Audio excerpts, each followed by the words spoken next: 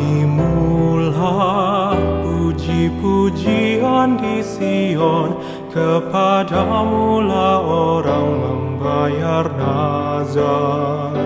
Engkau Allah yang mendengarkan doa, Engkau Allah yang dengarkan doa. Bagimulah puji-pujian di Sion, kepadamulah orang membayar nazar. Engkau Allah yang mendengarkan doa, Engkau Allah yang dengarkan doa. Kau indahkan tanah itu, beri kelimpahan dan membuatnya sangat kaya.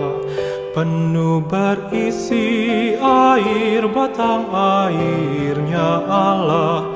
Kau sediakan gandum bagi mereka. Kau mengairi alur bajaknya, Kau membasahi gumpalan tanahnya. Dan dengan dirus hujan Kau pun menggemburkan tanahnya. Kau berkati semua tumbuhannya. Bagimulah puji-pujian di Sion, kepadamulah orang membayar nazar. Engkau Allah yang mendengarkan doa, Engkau Allah yang dengarkan doa. Kau mahkotai tahun dengan kebaikan, jejakmu Tuhan mengeluarkan lemak. Tanah gurun pun menitik, bukit bersorak-sorai, padang rumput berpakaikan kambing domba. Lembah-lembah semua subur berselimutkan gandum, semuanya bersorak dan bernyanyi.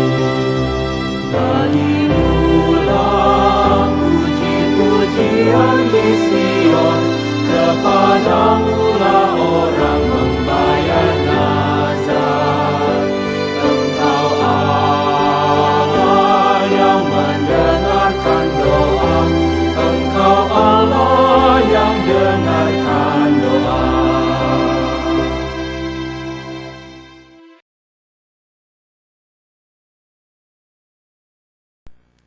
Shalom, selamat pagi Bapak, Ibu, dan saudara sekalian. Mari kita memuji Tuhan dari Kidung Jemaat 5 bait yang pertama dan ketiga. Tuhan Allah namamu.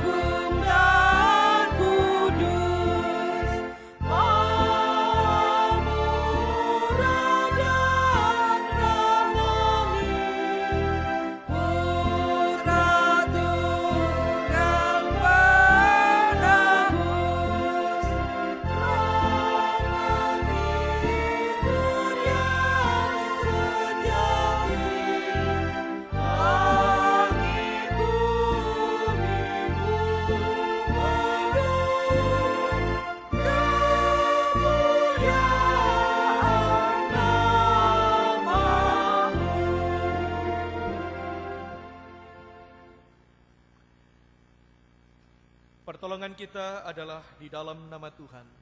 Dialah Sang Khalik langit dan bumi, yang cinta kasih-Nya kekal selama-lamanya. Amin. Amin, haleluya. Amin, haleluya. Terpuji nama-Mu. Amin, haleluya.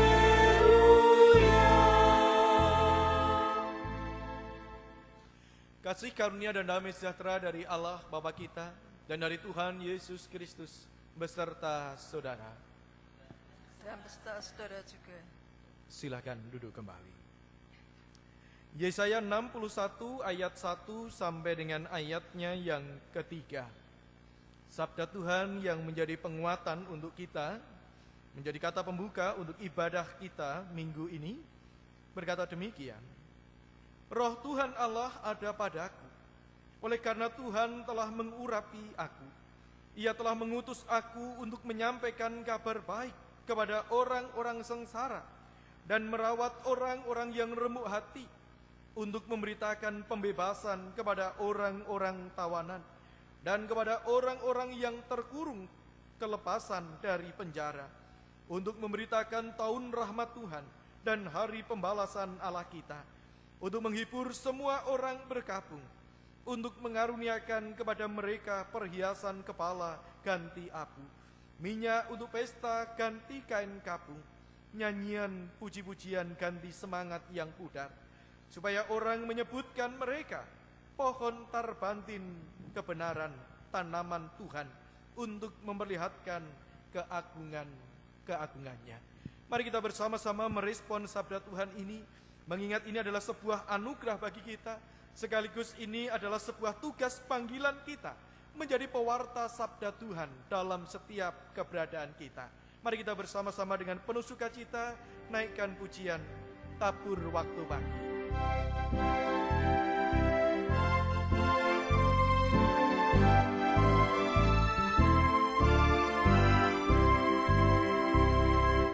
Tabur waktu pagi, tabur benih kasih, tabur waktu siang, terus sampai senja.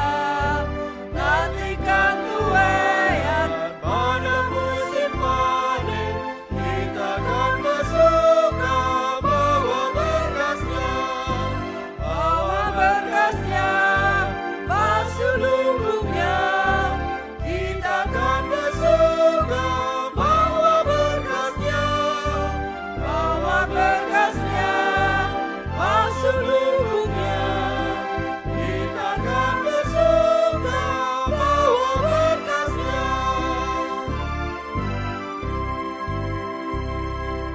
Di terik surya, di kemayang awan, kita pun menaburi yang bekerja.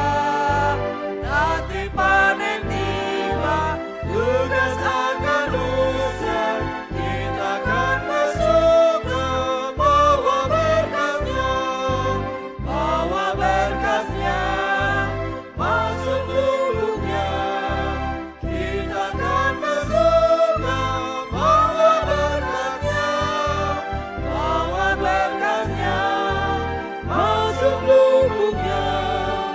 Kita akan bersuka bawa berkasnya.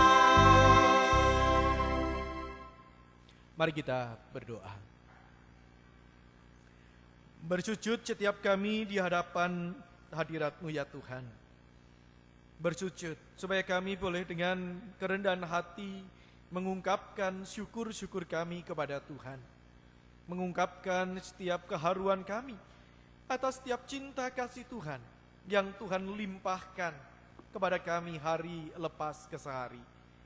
Kami percaya bahwa kami ada karena cinta kasih Tuhan. Panggilan kami sebagai pewarta sukacita juga adalah anugerah dan tanggung jawab yang Tuhan berikan bagi kami. Namun saat ini pun kami sadar akan kelemahan dan keterbatasan kami. Tidak sepenuhnya dan tidak selamanya sabda Tuhan yang kami taburkan mungkin kehendak kami sendiri, mungkin keegoisan kami sendiri, sehingga kami lupa akan segala kebenaran sabda-Mu. Kami mohon ampun. Dan bila dengan pengampunan Tuhan, kami boleh mensyukuri hari-hari kami yang baru, kami boleh melihat masa depan kami, dunia yang penuh dengan sebuah harapan akan kebenaran firman Tuhan. Di sanalah kami boleh melanjutkan sebuah karya, menjadi pewarta sabda Allah dalam setiap karunia yang kami miliki. Tuhan, kami bersyukur dan kami mohon ampun atas segala dosa dan kelemahan kami. Di dalam nama Tuhan kami Yesus Kristus Sang Penebus, kami berdoa. Amin. Jemaat sekalian yang dikasihi oleh Tuhan, bagi setiap kita tersedia sebuah berita anugerah, dan oleh karena itu mari bersama-sama kita dengan bangkit berdiri, kita menyambut berita anugerah di dalam Roma 12 ayat 6 sampai dengan 8a yang demikian. Demikianlah kita mempunyai karunia yang berlain-lainan menurut kasih karunia yang dianugerahkannya kepada kita. Jika karunia itu adalah untuk bernubuat, baiklah kita melakukannya sesuai dengan iman kita. Jika karunia untuk melayani, baiklah kita melayani. Jika karunia untuk mengajar, baiklah kita mengajar.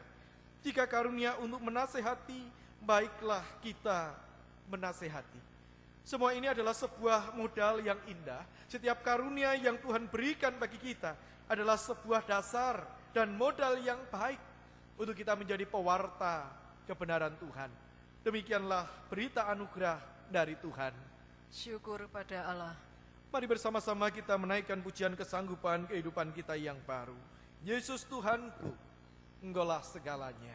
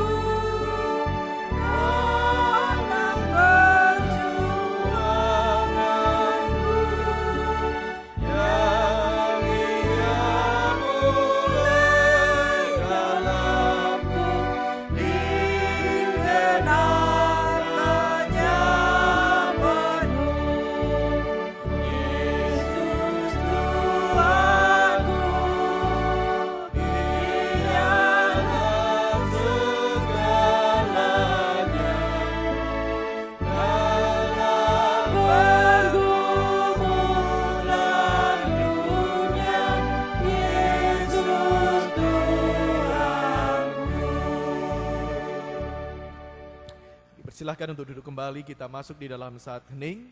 Pelayanan firman akan dilayankan oleh beliau Bapak Pendeta Stefanus. Firman Tuhan pada kesempatan ini akan kita dengar dari Injil Matius pasal yang ke-13. Injil Matius pasal yang ke-13 ayat yang pertama sampai dengan yang ke-9. Disambung dengan ayat 18 sampai 23. Sebelum kita renungkan, marilah kita bersama-sama berdoa. Syukur kepadamu ya Tuhan, kalau pada kesempatan ini kami masih boleh memperhatikan firman yang Kau sediakan untuk kami renungkan pada hari ini. Ketika kami Engkau panggil untuk menjadi penabur benih firman-Mu, mewartakan kabar baik dan damai sejahtera di tengah kehidupan ini, biarlah kiranya oleh kuasa Roh Kudus kami dimampukan untuk menjabarkannya di dalam seluruh perjalanan kehidupan kami. Berilah kiranya kami kuasa yang memungkinkan kami bisa berbicara baik, setia, jujur, menyampaikan sabda-Mu dengan baik, sehingga para pendengar yang terdiri dari aneka ragam budaya, kondisi, bisa menyambut firman-Mu dengan baik. Tanpa kuasa Roh Kudus-Mu kami tidak mungkin bisa menyampaikannya dengan baik. Oleh karena itu kami mohon, curahkanlah kuasa-Mu sehingga kami dimungkinkan untuk menyampaikannya dengan baik. Seluruh anak-anak-Mu yang Tuhan utus untuk menjadi pemberita kabar baik dipenuhi oleh Roh Tuhan, sehingga nama-Mu dimuliakan, hidup umat-Mu diberkati. Di dalam kuasa nama Tuhan Yesus kami mohon penyertaan Tuhan. Amin. Bapak Ibu sekalian, kita akan membaca Matius 13 ayat 1 sampai 9 disambung dengan 18 sampai 23. Pada hari itu keluarlah Yesus dari rumah itu dan duduk di tepi danau. Maka datanglah orang banyak berbondong-bondong lalu mengerumuni Dia, sehingga Ia naik perahu dan duduk di situ, sedangkan orang banyak semuanya berdiri di pantai. Dan Ia mengucapkan banyak hal dalam perumpamaan kepada mereka. Katanya, adalah seorang penabur keluar untuk menabur. Pada waktu ia menabur sebagian benih,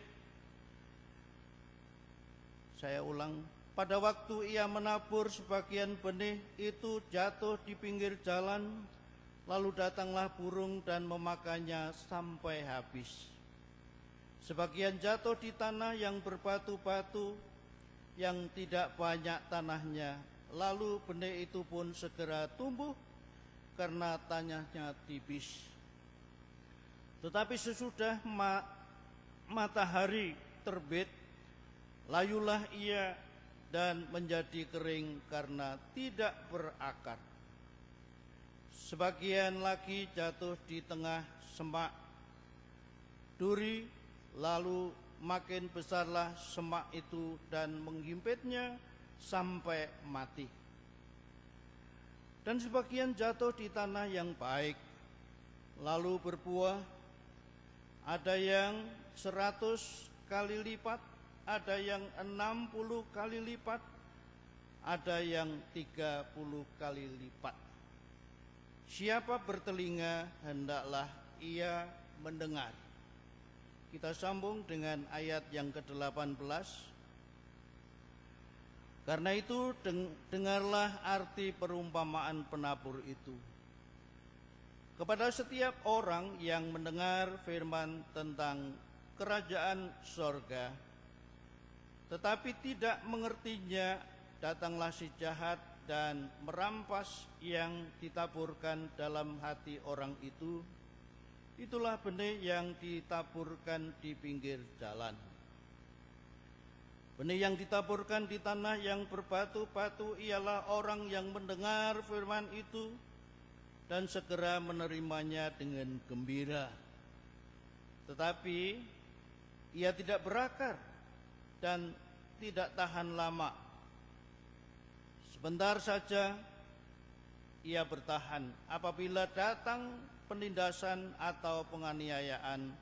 Karena firman itu, orang itu pun segera murtad. Yang ditaburkan di tengah semak dan semak duri ialah orang yang mendengar firman itu, lalu kekhawatiran dunia ini dan tipu daya kekayaan menghimpit firman itu, sehingga tidak berbuah. Yang ditabur di tanah yang baik ialah orang yang mendengar firman itu dan mengerti, dan karena itu ia berbuah. Ada yang 100 kali lipat, ada yang 60 kali lipat, ada yang 30 kali lipat. Demikianlah bunyi Yesus Kristus. Yang berbahagia adalah setiap kita yang mendengar sabdanya, menyimpan dalam hati dan berusaha melakukan di sepanjang jalan hidupnya. Haleluya.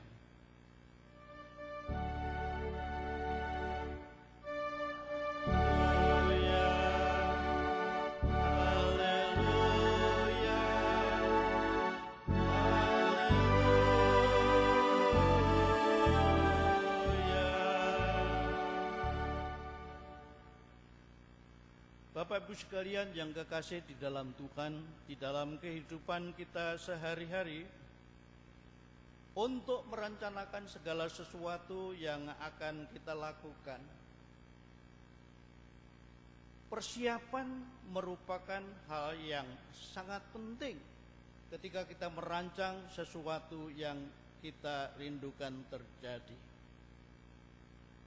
Saat melayani di Gresik, bersama-sama majelis jemaat,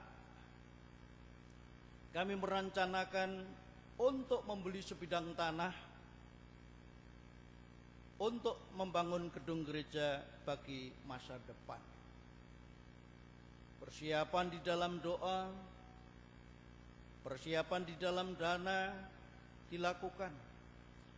Lokasi pun didapat dan disepakati harga tertentu bersama pemilik dengan uang muka 300.000 pada saat itu di tahun 1980. Namun kemudian batal. Karena apa? Karena camat kota ternyata tidak mengizinkan. Uang muka pun hangus.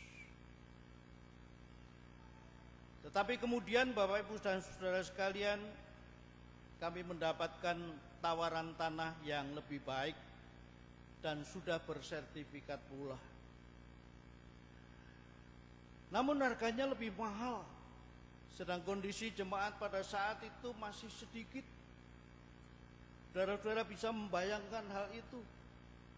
Dalam kondisi yang demikian, kami terus bergumul dalam doa dan berjuang bagaimana bisa mendapatkan apa yang kami rindukan tersebut. Dengan berjalannya waktu, Tuhan menjawab doa kami. Almarhum Bapak William Suryajaya dari Astra Internasional Jakarta melalui seksi sosial Astra pada waktu itu, atas rekomendasi Bendahara Majelis Jemaat GKI Kuitang Jakarta yang menerima surat penggalangan dana dari kami, berkenan membelinya dengan harga 24 juta untuk tanah seluas 7.000 meter pada waktu itu. Sungguh luar biasa, dan sekarang menjadi tempat lokasi Gereja Kristen Indonesia Gresik. Bapak Ibu sekalian, dari pengalaman tersebut kita bisa belajar betapa pentingnya persiapan itu di dalam merancang melakukan sesuatu di dalam hidup ini. Walaupun sudah dipersiapkan pun, ternyata masih menghadapi setiap hambatan yang harus kita lalui. Walaupun sudah dipersiapkan, masih bisa gagal karena situasi yang tidak pernah kita prediksi sama sekali. Tetapi kita tidak boleh menyerah kalah. Saat kita menghadapi suatu kenyataan, hambatan, tantangan, kita tidak boleh menyerah kalah.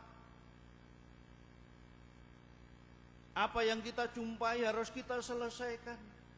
Karena lewat hambatan-hambatan dan tantangan-tantangan tersebutlah tidak jarang sebenarnya Tuhan mau menyatakan sesuatu yang baik. Lewat hambatan dan tantangan tersebut Tuhan mau memberikan hal yang terbaik bagi kehidupan kita bersama. Demikian pula sebagai pribadi percaya, orang-orang percaya yang dipercaya untuk menyampaikan kabar baik, panggilan menabur benih firman Allah di tengah kehidupan pada saat ini. Persiapan adalah sesuatu yang dibutuhkan. Setiap kita harus mempersiapkan diri dengan baik agar kabar baik dari firman Tuhan tersebut disambut dengan baik oleh mereka yang mendengarkan dan menerimanya. Para pendengar, pewartaan kabar baik itu yang kita sampaikan memang memiliki kondisi yang berbeda-beda. Ada yang gampang menerimanya, tetapi ada pula yang tidak mudah untuk menerimanya. Bahkan mencurigainya dengan aneka macam prasangka kurang baik. Sebuah contoh misalnya ketika kita melakukan suatu karya kasih lintas iman untuk kebaikan daerah tertentu yang mengalami musibah, kita lakukan bersama-sama, kadangkala ada penolakan karena kita yang menyampaikan adalah umat Kristiani. Ada kecurigaan kristenisasi di dalamnya, maka mereka menolak. Di samping itu Bapak Ibu sekalian, sebagai pribadi yang Tuhan percayai pun perlu kita memiliki integritas yang baik. Mahatma Gandhi, tokoh karismatik India,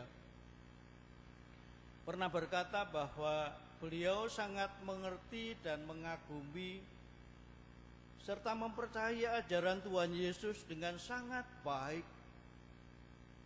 Namun apa yang dikatakan olehnya? Ia enggan menjadi orang Kristen. Karena apa? Karena melihat banyak orang Kristen tidak hidup selaras dengan ajaran Tuhan Yesus. Itu yang dilihat sehari-hari di dalam kehidupan beliau. Oleh karena itulah, jika kita semua sebagai murid Kristus dipanggil untuk menjadi pewarta dan penabur benih kabar baik tentang Injil Tuhan, tentang kasih karunia Allah kepada dunia, tentang damai sejahtera di tengah kehidupan. Pertanyaan yang perlu kita renungkan adalah, apakah kita sendiri juga telah memiliki integritas dan hidup di dalam kabar baik tersebut dengan baik? Apakah sebagai pribadi-pribadi percaya kita hidup di dalam pengajaran dari Dia yang kita percaya tersebut? Bagaimana seharusnya para utusan Injil, para utusan Allah menyampaikan berita kabar baik itu di tengah-tengah kehidupan yang beraneka ragam kondisinya pada saat ini? Dan sebagai surat Kristus dikatakan Paulus, bagaimana menjadi orang-orang yang hidupnya bisa dibaca dengan baik sebagai orang-orang yang menjadi pewarta kabar baik dari Tuhan.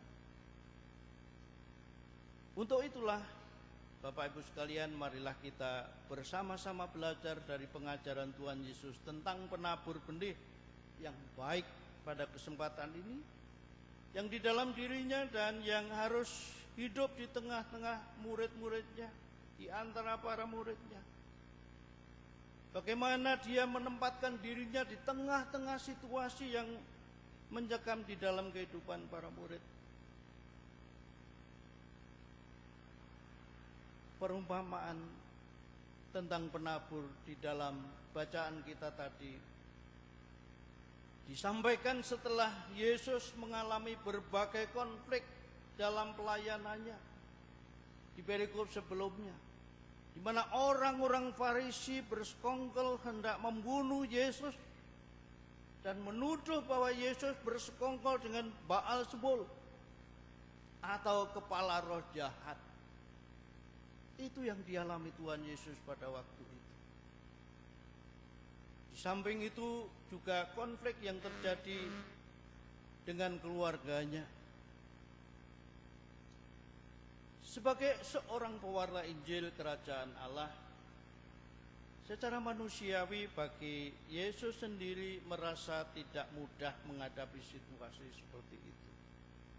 Oleh karena itu, salah satu pesan penting yang harus kita dengar lewat ayat 9 adalah, siapa bertelinga, hendaklah ia mendengar. Siapa bertelinga, hendaklah ia mendengar. Mendengarkan sabda yang dipesankan untuk direnungkan. Pernyataan ini Bapak Ibu Saudara sekalian hendak menegaskan pentingnya pendengaran tentang firman Allah dalam kehidupan kita yang Tuhan Yesus sampaikan. Yang mendengarkan dan menerimanya mengalami sukacita dan damai sejahtera. Tetapi yang menolaknya timbul masalah di dalam hidupnya. Konflik yang dialami Tuhan Yesus terjadi terkait dengan penerimaan akan firman Allah. Orang-orang Farisi pada waktu itu dengan tegas menolak firman Allah dan keberadaan Yesus sebagai anak Yusuf, tukang kayu dari Nazaret. Masakan orang seperti itu harus mengajar mereka sebagai tokoh-tokoh masyarakat pada waktu itu? Bahkan ketika keluarga Tuhan Yesus hendak menemui Yesus pun, Tuhan Yesus menghubungkannya dengan penerimaan firman Allah itu. Padahal pada waktu kelahiran Tuhan Yesus, Maria sudah mencatat segala yang dipesankan oleh Allah. Mereka tidak paham bahwa Yesus harus bekerja melayani kehendak Bapaknya, bukan kehendak bapak ibunya duniawi. Bagaimana mereka tidak paham apa yang Yesus lakukan bagi kemuliaan Allah Bapaknya. Maka mereka mencarinya karena tidak paham bagaimana dia harus hidup dan memberlakukan kehendak Allah di tengah-tengah kehidupan. Kondisi ini sedikit banyak Bapak Ibu sekalian terkait dengan posisi Yesus sebagai pewarta firman Allah pada saat itu. Yesus mewartakan firman Allah, bahkan Yesus sendiri itulah firman Allah yang sedang datang melawat manusia. Mendapat penolakan orang-orang Farisi, bahkan keluarganya sendiri. Maka Tuhan Yesus pernah mengatakan apa? Aku datang bukan untuk membawa damai, tetapi membawa perpecahan, membawa pertentangan di antara keluarga. Kalau ada yang satu percaya, yang lain tidak percaya, lalu timbul pertengkaran. Itu terjadi. Disinilah kita dapat mengerti dan memahami secara menyeluruh tentang perumpamaan penabur yang kita baca tadi. Bahwa perumpamaan ini tidak hanya berbicara tentang tanah yang menerima benih tersebut yang beraneka ragam, tetapi juga berbicara mengenai penabur itu sendiri. Hal ini bukan hanya berbicara tentang orang-orang banyak yang sedang mendengarkan panggilan Yesus, panggilan Allah, tetapi juga pada para murid terdekat dengan Kristus yang pada waktunya akan menjadi pewarta-pewarta firman Allah. Dengan kata lain Bapak Ibu sekalian, Tuhan Yesus hendak mempersiapkan para murid dan semua pewarta firman Allah, termasuk kita sekalian yang hidup pada masa kini, untuk melihat kenyataan bahwa sebenarnya tidak semua orang akan siap mendengarkan firman Allah. Kita memang dipanggil untuk menyatakan, untuk memberitakan, tapi tidak semua orang akan menerima. Maka penting bagi mereka, bagi kita sekalian untuk mempersiapkan diri dengan baik dalam menjadi pewarta firman Allah. Kalau melihat Yesus saja ditolak, maka jika tidak siap diri, pasti di hati para murid dan kita sekalian bisa patah semangat memenuhi panggilan yang mulia tersebut di dalam kehidupan ini. Apalagi bagi para murid, Yesus adalah segala-galanya. Mereka memandang Yesus adalah segala-galanya. Dia sangat bijak, sangat hebat di dalam segala hal pun masih ditolak. Pintu rumah ibadah tertutup baginya. Para pemimpin umat merupakan pengecam paling pahit baginya dan siap untuk menghancurkannya. Banyak yang mendengar pewartaannya tentang kerajaan Allah, namun sedikit yang sungguh-sungguh berubah. Sungguh-sungguh sedikit yang bisa menyambut dengan baik, dengan hati tulus. Maka jangan heran karena banyak orang yang hanya mencari keuntungan dari cara penyembuhan Kristus, dan sesudah itu pergi dan melupakannya, meninggalkannya. Hal itu harus diterima oleh para murid di dalam menjalani pengutusannya. Para murid tidak boleh marah. Mereka tidak perlu kecewa. Mereka perlu membangun kesabaran. Seperti gereja kita ini tahun 65 itu penuh sampai ke halaman. Tetapi tahun 80-an ketika saya khotbah pertama kali di sini tinggal 35-36 orang sampai 40 orang. Itu yang terjadi.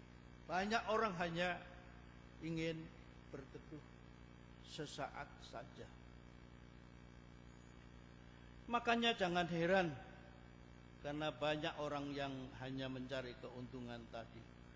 Sekalipun demikian, jika kita perhatikan dengan baik perumpamaan tentang penabur juga berbicara mengenai buah yang dihasilkan dari benih yang ditabur tersebut.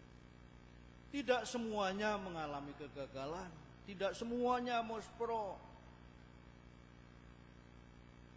Memang ada yang habis dimakan burung, ada yang jatuh di tanah berbatu-batu, hidup sebentar lalu mati ketika menghadapi kesulitan dan tantangan dan penindasan, tekanan. Ada yang jatuh di semak duri, di mana kekhawatiran, banyak godaan kekayaan menghimpitnya sehingga tidak berbuah, dan akhirnya tidak menjadi berkat di dalam hidupnya. Namun Bapak Ibu sekalian, ada yang berbuah, yang jatuh di tanah yang baik, berbuah 100 kali lipat, ada yang 60 kali lipat, ada yang 30 kali lipat. Itu terjadi. Ada yang menolak memang, tetapi juga banyak yang menerima dengan baik dan berbuah lebat serta menjadi berkat di dalam hidupnya. Itu patut kita syukuri. Berapapun yang Tuhan berikan kepada kita, itulah panenan yang harus dituai di dalam kehidupan pelayanan anak-anaknya. Jadi kalau disimpulkan ada sebuah kepastian bahwa memang ada hasil baik di samping kegagalan yang kita terima. Jika penabur dengan sungguh-sungguh menabur benih firman Allah itu dengan baik dan benar serta setia melakukannya di dalam hidupnya. Ada tantangan, ada pergumulan, ada kesukaran dihadapi, memang itu wajar, lumrah, karena tidak semua orang mau menyambutnya. Walaupun hal itu baik baginya, oleh karena mereka banyak yang tidak mengerti. Tetapi di dalam kasih anugerah penyertaan Tuhan Yesus, Tuhan memberikan buah pada waktunya. Ada waktu yang Tuhan tetapkan bagi setiap pendengarnya. Ketika seorang menabur, ia tidak tahu dampaknya apa yang dihasilkan di dalam penaburan tersebut. Buah yang dinantikan ketika kita menabur, kita tidak tahu apa hasilnya.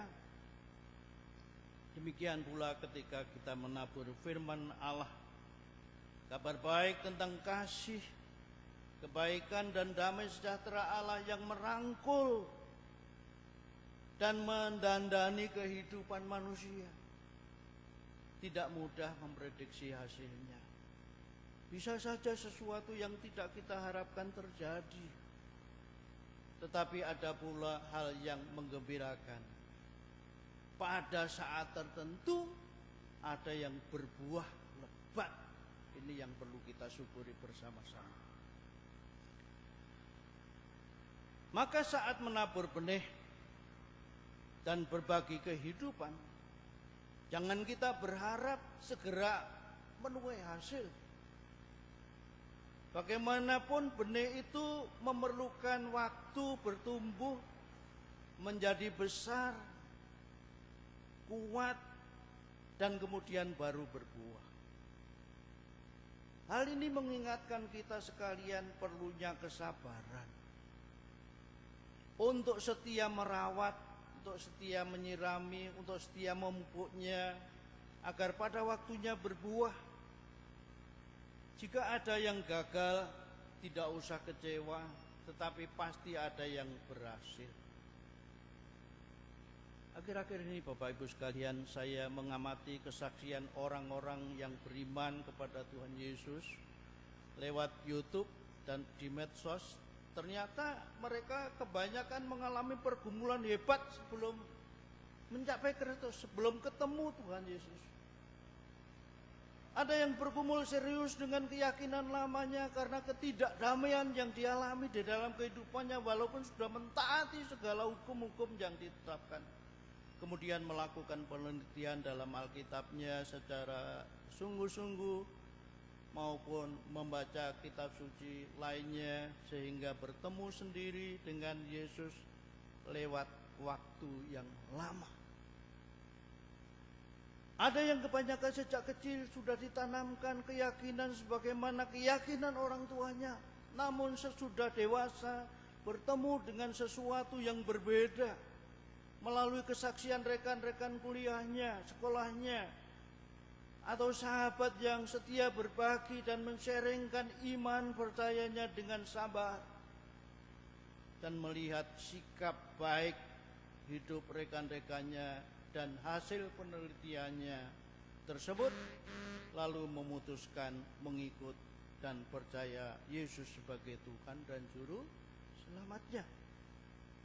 Sekalipun kebanyakan lalu dikeluarkan dari komunitas lamanya karena dianggap menentang adat istiadatnya dan kalau perlu dihabisi hidup mereka.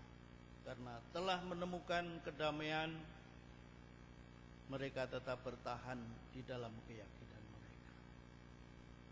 Setelah mendapatkan kedamaian di dalam Kristus, karena telah menemukan kedamaian yang mereka cari di dalam hidup mereka selama ini, mereka bertahan di dalam kehidupan imannya. Oleh karena itulah Bapak Ibu sekalian, kita mesti bersabar dalam menabur dan menanti hasil taburan yang kita lakukan sesuai dengan waktu Tuhan.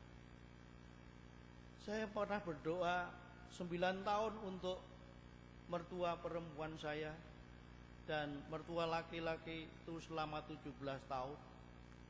Baru Tuhan menjawab saat mereka mengambil keputusan untuk ikut Tuhan Yesus dan belajar katekisasi atas permintaan mereka sendiri.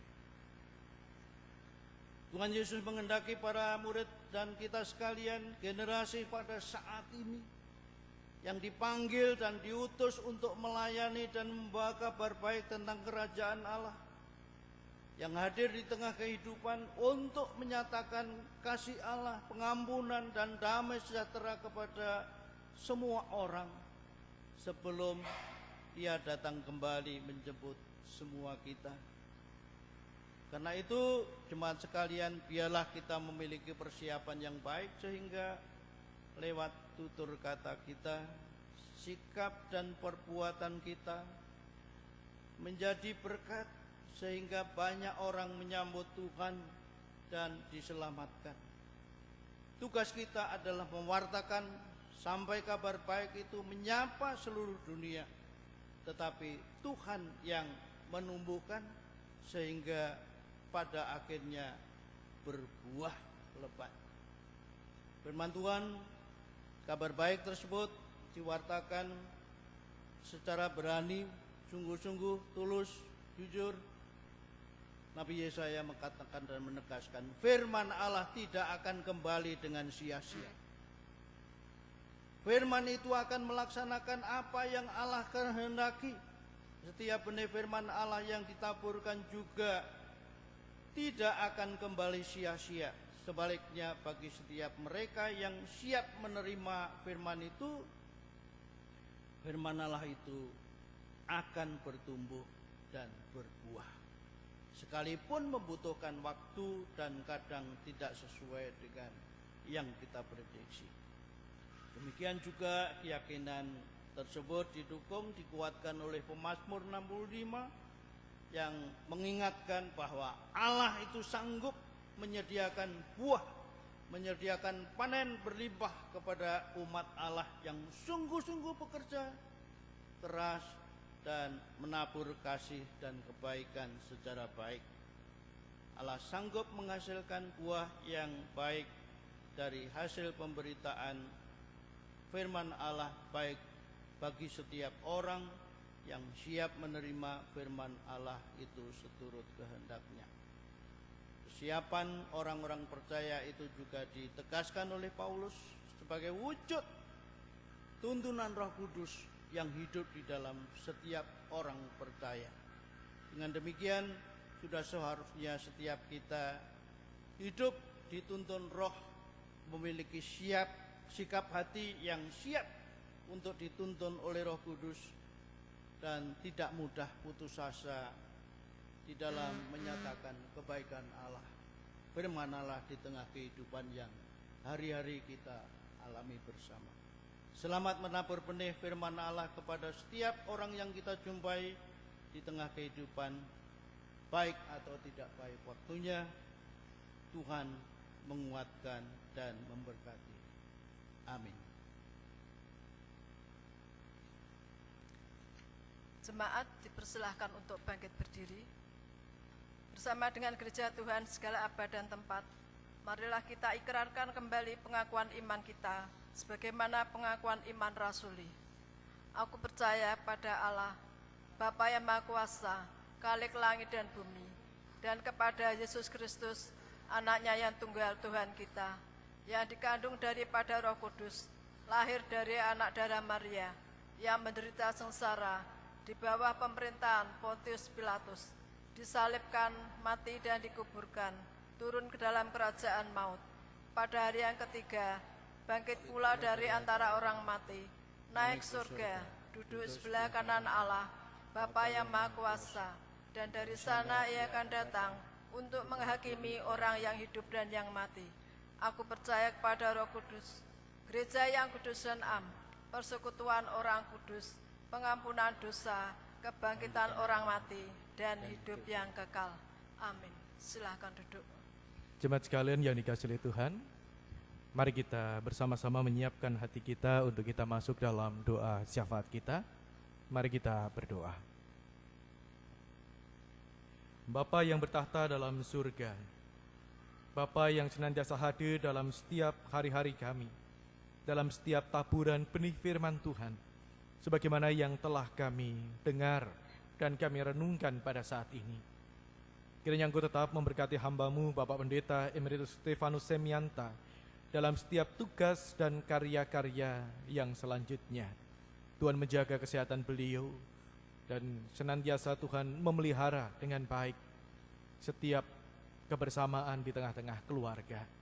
Pada saat ini ya Bapa, kami mengingat rekan-rekan kami yang sakit dan lemah tubuh. Secara khusus kami berdoa untuk Ibu Bambang Berti dalam persiapan untuk menjalani kemo atas segala sakit yang saat ini sedang dialami. Tuhan memberkati dan mempersiapkan dengan baik. Kami percaya dengan pertolongan kasih Tuhan, maka tahapan-tahapan pengobatan yang dijalani berjalan dengan lancar, bahkan menghasilkan sebuah perubahan yang baik dalam pemandangan Tuhan. Pada saat ini kami juga berdoa untuk rekan-rekan kami yang lain. Secara khusus kami berdoa untuk anak-anak kami yang sedang bersiap untuk memasuki jenjang pendidikan yang lebih tinggi, yang sedang di dalam proses pencarian untuk universitas atau kampus yang diharapkan. Berdoa untuk anak Naomi, untuk anak Patrick, Nathan, Gary, Dendi, Johan, dan juga yang lain yang saat ini sedang berjuang untuk mendapatkan tempat studi itu. Tuhan menolong mereka. Demikian kami juga berdoa untuk aktivitas gerejawi kami ya Tuhan, ibadah online maupun persiapan-persiapan untuk memasuki ibadah dalam new better normal nantinya. Tuhan menolong kami supaya kami tidak buru-buru dalam mempersiapkan segala sesuatu, tetapi Tuhan juga menolong kami, hamba-hambamu yang melayani, untuk tidak jatuh dalam belenggu ketakutan dan kecemasan. Karena kami percaya semuanya terjadi dalam lindungan Tuhan. Bila dengan hikmat Tuhan kami boleh mempersiapkan segala sesuatunya dengan baik, kami dapat menghayati makna yang sesungguhnya dalam hidup bergereja. Terlebih kami boleh melayani melalui gereja ini. Terima kasih ya Bapa. Kami berdoa untuk rencana-rencana kegiatan ke depan, baik rapat majelis jemaat, rapat panitia pembangunan dan pengembangan gereja, Tuhan yang menyertai. Terima kasih ya Bapa. Berkati setiap keluarga yang saat ini sedang bergumul, apa yang sedang diharapkan, campur tangan Tuhan. Tuhan senantiasa mendengar dan memberikan yang terbaik. Kami berdoa hanya di dalam nama Tuhan kami Yesus Kristus, Tuhan yang telah mengajar kami untuk kami berdoa. Demikian. Bapa kami yang ada di surga, dikuduskanlah namamu,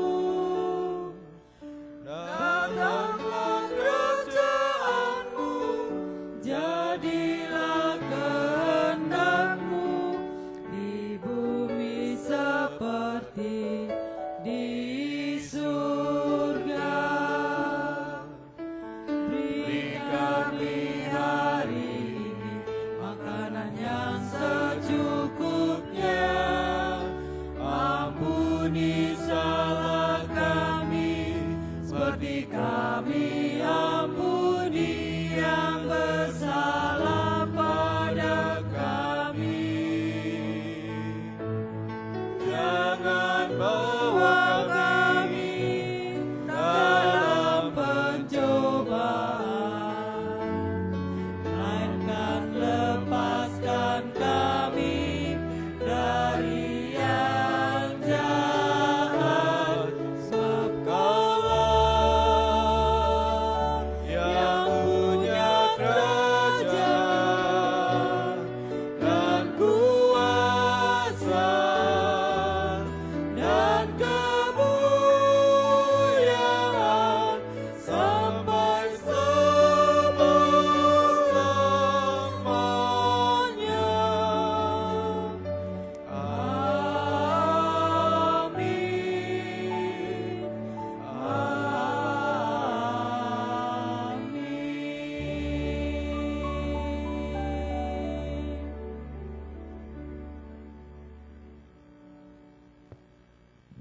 Tiba saatnya kita memberikan persembahan pada Tuhan. Nas persembahan diambil dari 2 Korintus 9 ayat 12.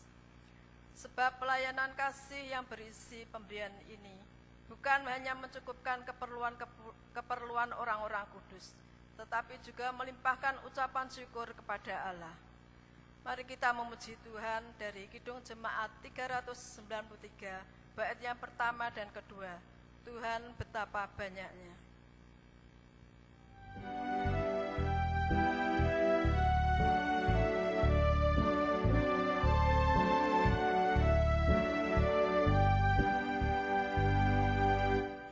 Tuhan betapa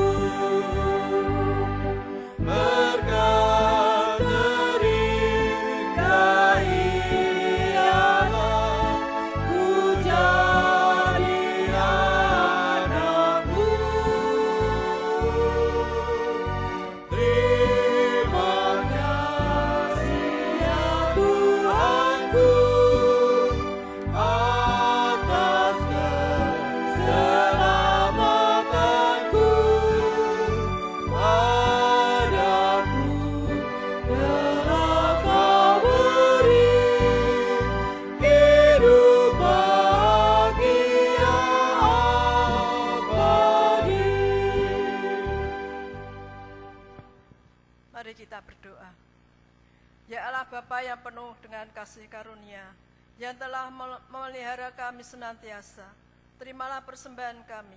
Ajarilah kami untuk mempersembahkan diri kami seutuhnya sebagai persembahan yang hidup, kudus dan berkenan kepadamu. Amin. Mari bersama-sama dengan tetap bangkit berdiri, kita menaikkan pujian pengutusan kita. Kita siap untuk senantiasa menjadi pewarta sukacita, sehingga setiap orang boleh semakin dekat dengan Tuhan. Kita harus membawa berita.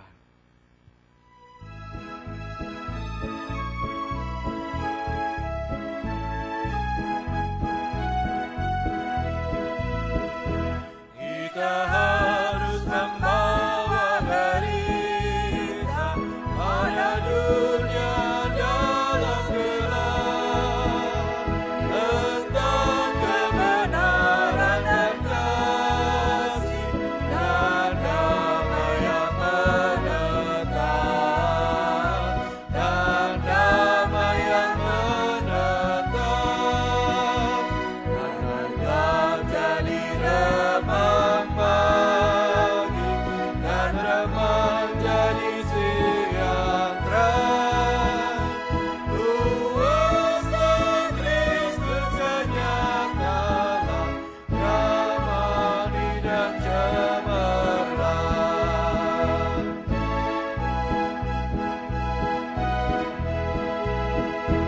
Kita harus menyanyikan kita melembut hati keras, supaya senjata iblis remuk dan segera lepas, remuk dan segera lepas.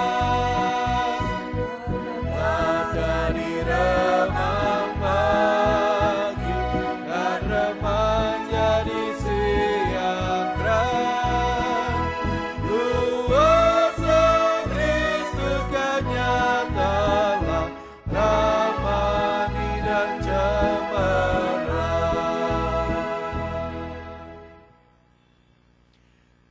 Sekarang arahkanlah hatimu tetap kepada Tuhan dan sesamamu, dan pulanglah dengan damai sejahtera untuk menjadi pewarta kabar sukacita dimanapun saudara masing-masing berada. Terimalah berkat Tuhan.